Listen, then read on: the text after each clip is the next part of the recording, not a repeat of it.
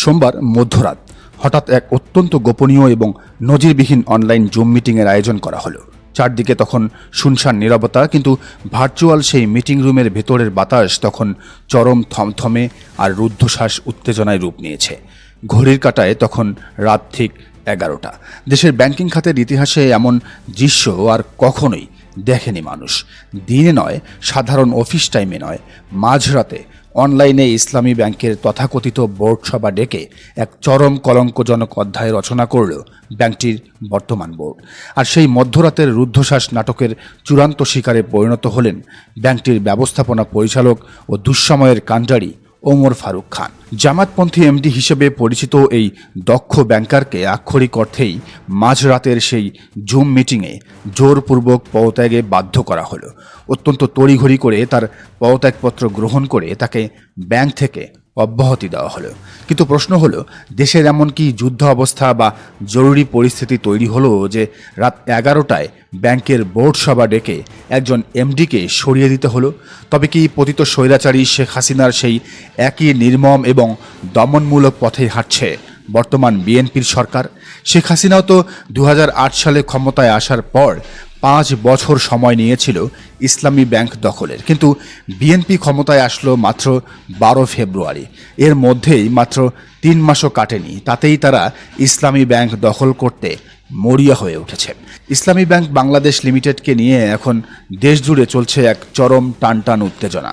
একদিকে আগের বোর্ড ভেঙে দিয়ে সম্পূর্ণ অন্যায়ভাবে নতুন বোর্ড গঠনের মরিয়া চেষ্টা চালাচ্ছে সরকার, অন্যদিকে নিজেদের প্রাণের প্রতিষ্ঠান এবং নিজেদের কষ্টার্জিত আমানত রক্ষা করতে পুরনো বোর্ডের পক্ষে রাজপথে নেমে এসেছেন ব্যাংকটির সাধারণ গ্রাহক ও কর্মকর্তা কর্মচারীরা।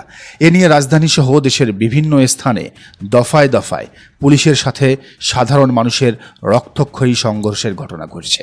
এই ভয়ঙ্কর অস্থিতিশীল পরিস্থিতির মাঝেই এবার মুখ খুলেছেন দেশের প্রখ্যাত রাজনৈতিক বিশ্লেষক এবং সাবেক সংসদ সদস্য গোলাম মওলা রনি। তার একটি বিস্ফোরক মন্তব্য এখন রাজনৈতিক ও অর্থনৈতিক মহলে তোলপাড় সৃষ্টি করেছে। গোলাম মওলা রনি অত্যন্ত স্পষ্ট ও সহজ সোজা ভাষায় বলেছেন, ইসলামী ব্যাংক পরিচালনার দায়িত্ব এককভাবে জামায়াতের হাতেই থাকা উচিত, কারণ তাদের সততা, আদর্শ এবং বিচক্ষণ নেতৃত্বের উপর ভর করেই এই ব্যাংকটি একসময় বিশ্বসেরা আর্থিক প্রতিষ্ঠানে পরিণত হয়েছিল। গোলাম মওলা রনি অতীতের ইতিহাস স্মরণ করিয়ে দিয়ে এক রুদ্ধশ্বাস সতর্ক বার্তা উচ্চারণ করেছেন।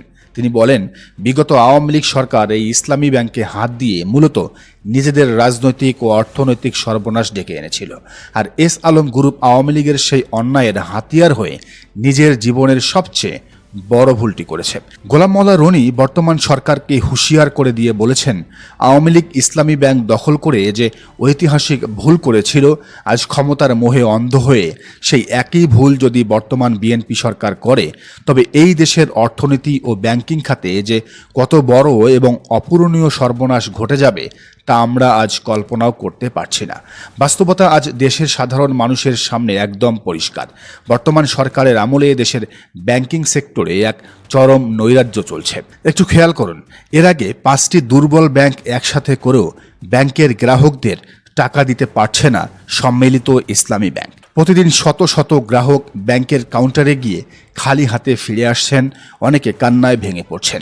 দেশের লাখ লাখ সাধারণ গ্রাহক আজ পথে বসেছেন, অথচ দেশের আর্থিক খাতের অভিভাবক বাংলাদেশ ব্যাংক এই চরম জগাখিচুড়ি পরিস্থিতি নিয়ন্ত্রণে কোনো কার্যকর ভূমিকাই রাখতে পারছে না, অথবা অদৃশ্য কোনো কারণে ভূমিকা রাখছেই না।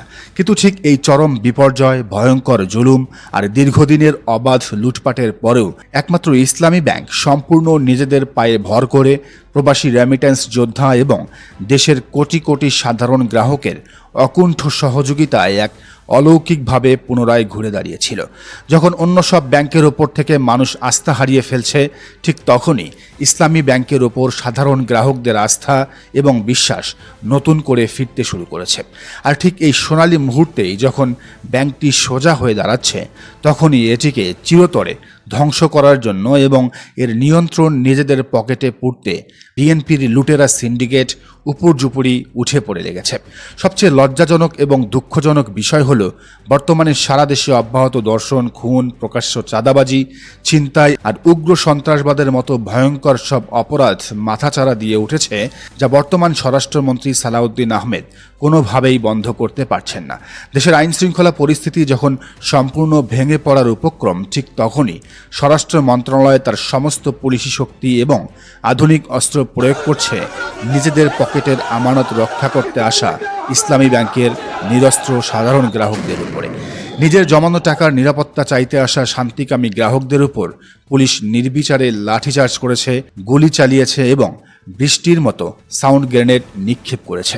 এই দৃশ্য দেখে রাজনৈতিক বিশ্লেষকরা মনে করছেন, পর্দার আড়ালে বসে কেউ হয়তো অত্যন্ত সুপরিকল্পিতভাবে বর্তমান বিএনপি সরকারকে এক বিশাল চ্যালেঞ্জের মুখোমুখি করার চেষ্টা করছে। আর এই চরম বিশৃঙ্খলা এবং সরকারের অযোগ্যতার সুযোগ নিয়েই মাঠের বাইরে থাকা আওয়ামী লীগের প্রেতাত্মাদের পুনরায় অ্যাক্টিভ করার এক ভয়ঙ্কর নীলনকশা বাস্তবায়িত হচ্ছে।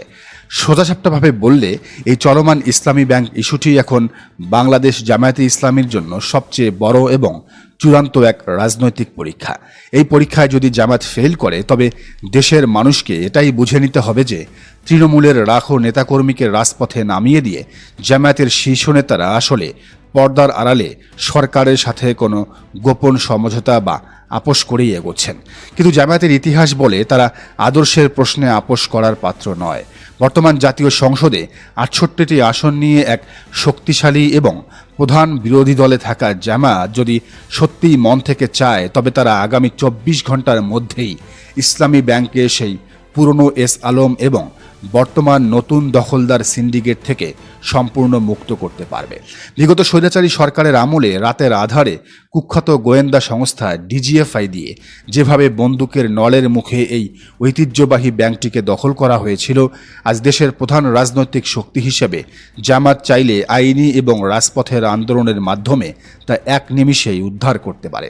কিন্তু এখন কোটি টাকার সবচেয়ে বড় প্রশ্ন হলো, জামায়াতে ইসলামীর শীর্ষ নেতৃত্ব আসলে মন থেকে সেটা চাচ্ছে কিনা।